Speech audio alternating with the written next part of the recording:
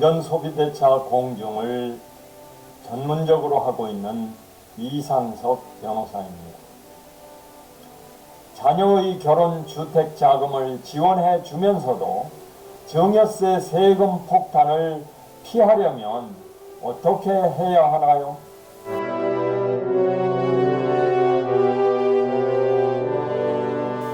그러면 관련 내용을 하나씩 짚어가며 찬찬히 살펴보기로 하겠습니다. 첫째, 증여재산 공제 한도까지는 세금 없이 떳떳한 증여가 가능하다는 걸 알아야 합니다.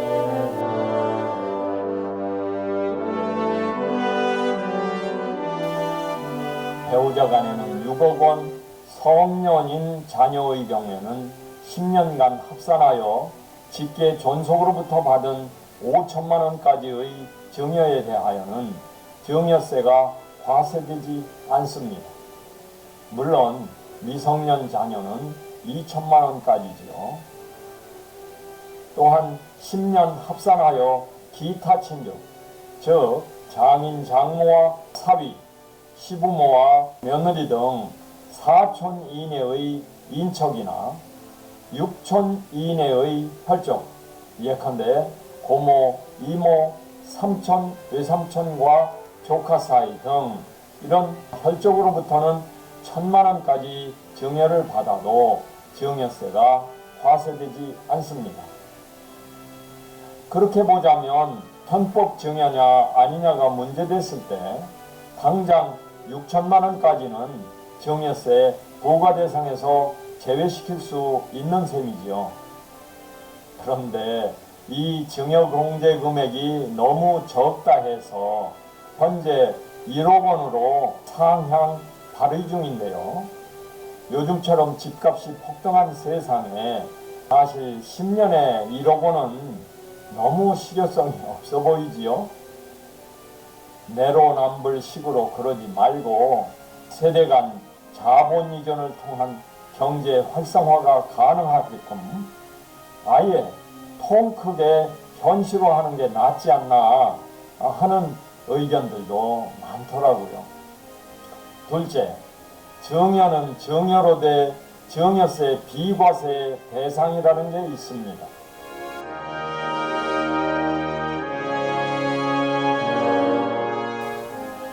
사회 통념상 인정되는 피부양자의 의식주 생활비, 교육비, 치료비 등과 결혼식 축의금에 대해서는 증여세를 물리지 않습니다. 즉, 결혼 당사자가 직접 받은 축의금은 증여로 보지 않습니다. 그러나 부모 앞으로 들어온 축의금을 자녀에게 전달하면 증여가 될 수 있으므로 축의금 지급자 개인별로 신랑 신부와의 관계 및 금액을 방명록 청첩장과 함께 잘 정리해 둘 필요가 있습니다. 또한 가사용품 등 혼수용품으로서 통상 필요하다고 인정되는 금품, 사회 통념상 인정되는 범위 내의 결혼 비용도 비과세 대상입니다.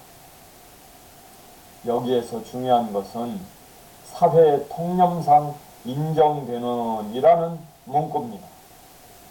예컨대 자녀 결혼 비용으로 몇백만 원이나 몇천만 원 정도는 사회 통념상 인정되는 범위라 비과세이지만 수억 수십억 원의 거액이 호화 사치 비용으로 건너간 경우에는 증여로 봐서 과세 대상에 포함될 수 있다는 것입니다. 셋째, 결혼 자녀에 대한 증여 중에는 신혼부부를 부모명의 아파트에 거저 살게 하는 이익증여의 방법도 있습니다.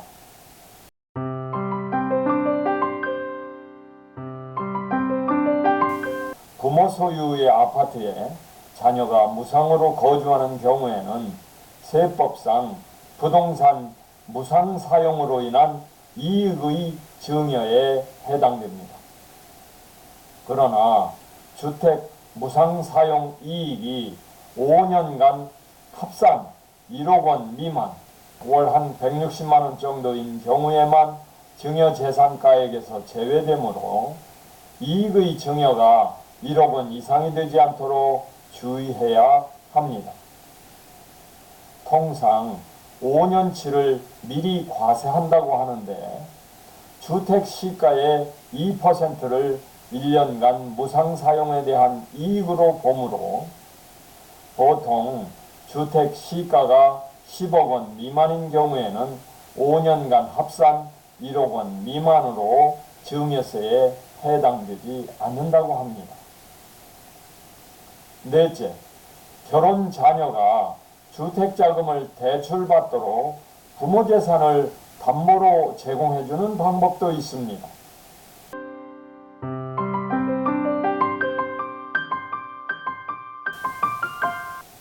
부모가 자녀에게 돈을 무상 증여하거나 부모 자식 간 직접 빌려주는 대신 자녀가 은행에서 대출을 받을 수 있도록 부모 아파트를 근저당권 설정하거나 부모의 정기예금에 질권 설정하도록 하는 등 담보로 제공해 주는 것도 주택자금 마련을 돕는 한 방법일 수 있습니다.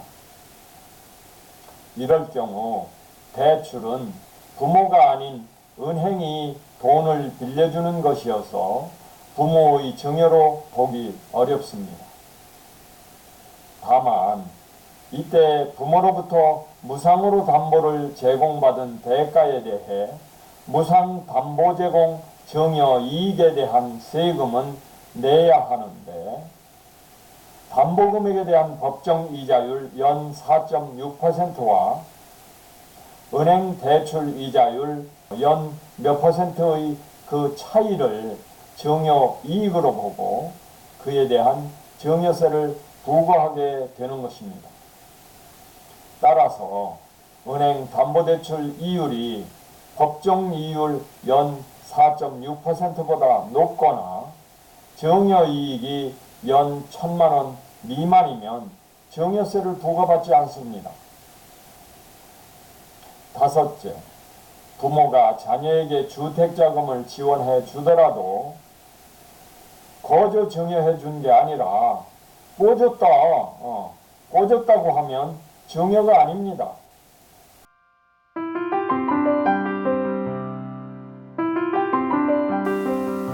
그러나 부모가 자녀에게 돈을 꿔주면서 이자를 받지 않거나 이자를 너무 낮게 책정한 경우엔 이자 상당액을 증여한 것으로 봅니다.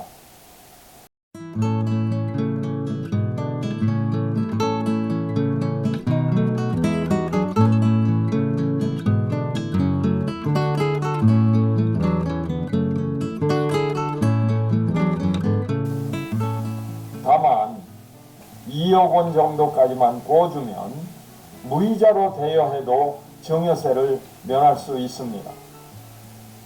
즉 세법상 금전 무상대출 이익이 1,000만 원 미만이면 증여재산가액에서 제외되는데 세법이 정해놓은 부모, 자식 등 특수관계 거래의 적정 이자율 연 4.6%에 따라 2억 1,739만 1,304원 미만의 자금 융통은 1년 합산이자가 998만 2천원으로 1,000만 원이 안 되므로 상속 증여세법 시행령 제31조의 4 제2항에 의거 증여세를 물리지 않기 때문입니다.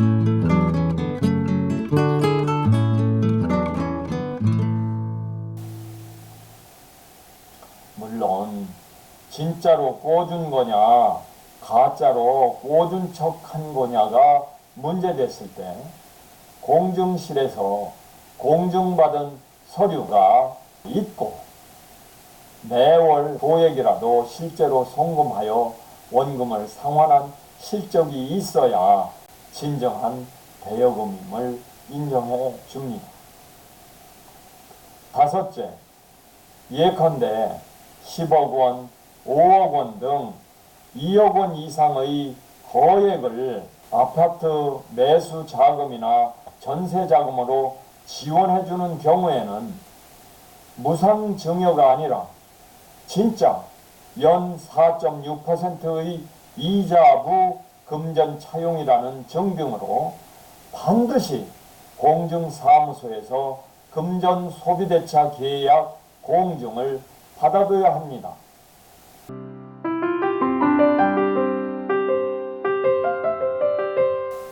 그러면 증여세를 피해갈 수 있습니다. 부모와 자녀 간에 주고받은 금액이 무상으로 증여해준 돈이 아니라 추후에 갚을 돈이라는 점을 증명하기 위해 연 4.6%의 이자가 명시된 금전 소비대차 계약서를 작성하고 공증을 받아두는 것이 필수인 것입니다. 이 같은 증빙이 없을 경우엔 빌려준 돈 전부에 대해 증여세가 부과될 수 있습니다.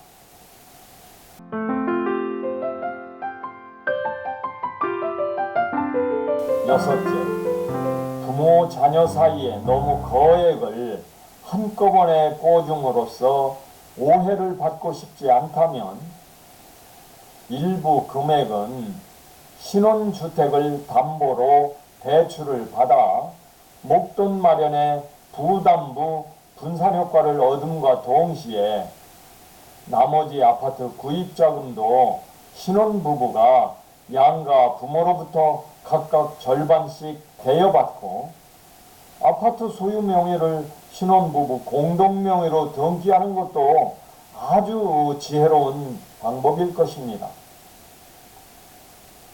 일곱째, 사후 관리 차원에서 원리금 상환의 실적을 남겨둬야 합니다.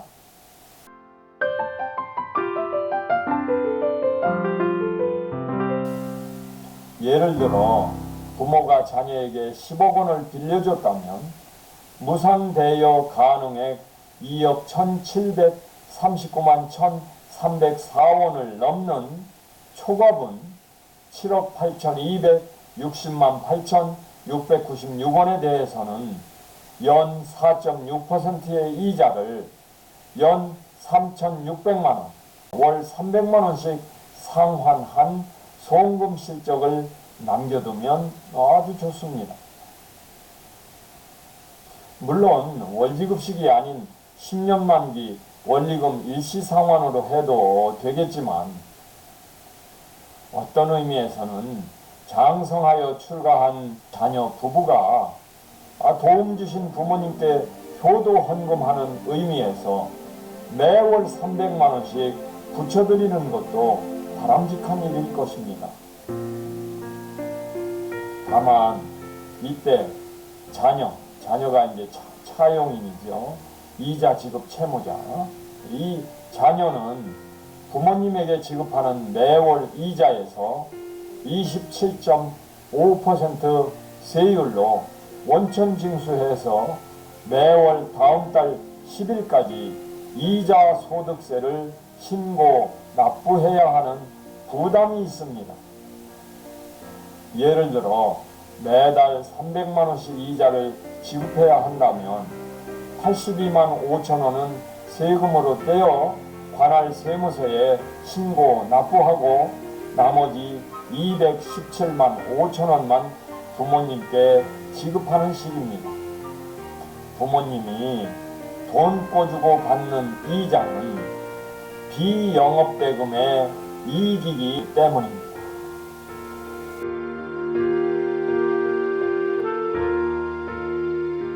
끝으로 금전공증, 보다 정확하게는 금전소비대차 계약공증을 받으려면 어떻게 해야 하나요?